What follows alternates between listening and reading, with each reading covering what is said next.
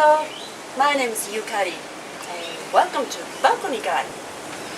I think it is fantastic these days, more and more people being aware of the importance of growing their own food, and I know myself it is so rewarding, and you can grow a lot of food organically in the balcony situation also.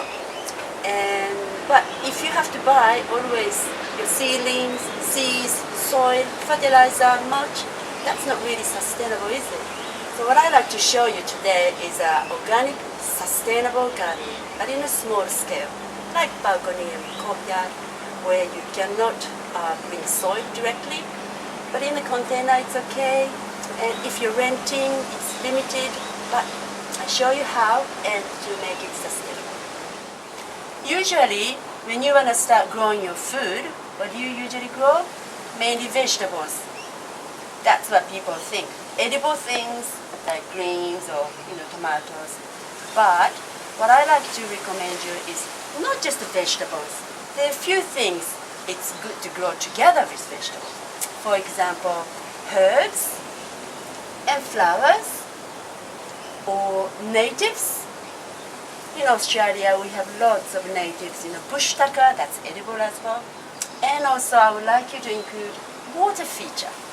These three items, herbs and flowers, natives, and water. This is for habitat.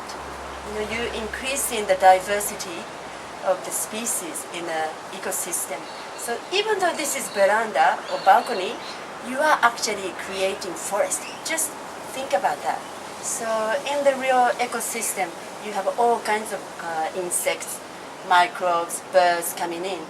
By introducing natives or the water feature, naturally you will be increasing sort of like frogs or lizards and dragonflies will start coming, and the birds start also coming because they have something that they are attracted to. And that will help growing your own vegetables too. We call it sometimes companion planting. There is a good combination, the good companionship. That can also contribute to pest control. Or sometimes by doing the companion planting, you can increase the beneficial insects. And so, not just vegetables. Please grow together with herbs and flowers, natives. And they are wonderful companion also when you start cooking. For decoration, presentation, little herbs. Okay. So next element is, this is very important part to become sustainable. Because usually people just take from Mother Nature. We just harvest and eat.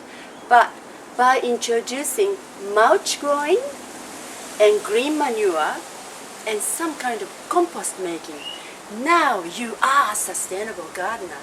You are actually returning something to soil. And first one is mulch. I have lemongrass here, nice and lush. Yeah. Other mulch can be vetiver grass or citronella, lucerne. They're all edible, and you can make tea or medicinal use. But when you cut it and hang it, you can make mulch as well. Mulch is so important, especially here in hot climate Queensland. It can protect soil from heat, water evaporation, or it can bring up the volume organic matter, or soil erosion, or habitat for microbes, you name it. It's very important to mulch your soil. And next one is green manure. Today I have cowpea, but usually green manure is it's good to combine some kind of legumes and also grain or grass. And depending on the season, but there are all kinds of legumes and grains you can combine. And what do is once it's growing, you return it back to the soil. So you are growing soil actually. So instead of buying the fertilizer, you can increase the nutrient level and also volume of the soil. The third one is a compost system. I think for balcony garden situation, the worm farm is ideal rather than the normal compost bin, which is a bit hard to set up in the balcony. But this, because it's a stacking method, it doesn't take much space And even in urban living, it doesn't smell, it's not noisy, it's wonderful having worms as your pet. I can recommend you. And you make nice worm casting.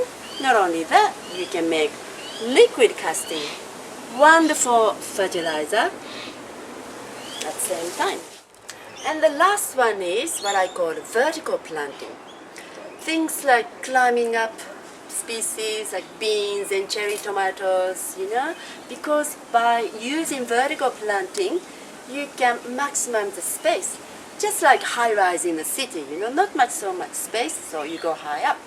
You can use trellis or sometimes hanging basket. You hang from the top.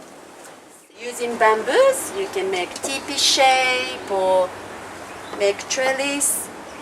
And by introducing vertical planting, you can create a bit of shade. So if the veranda is really in the sunny spot, you can make shade spot to make more microclimate, and you can grow more species. So to become sustainable gardener, those 7 elements that I introduced, it's a wonderful thing to have. It doesn't have to be just for veranda. Once you have a bigger space, all you have to do is the same. You just enlarge the size, that's all. So, vegetables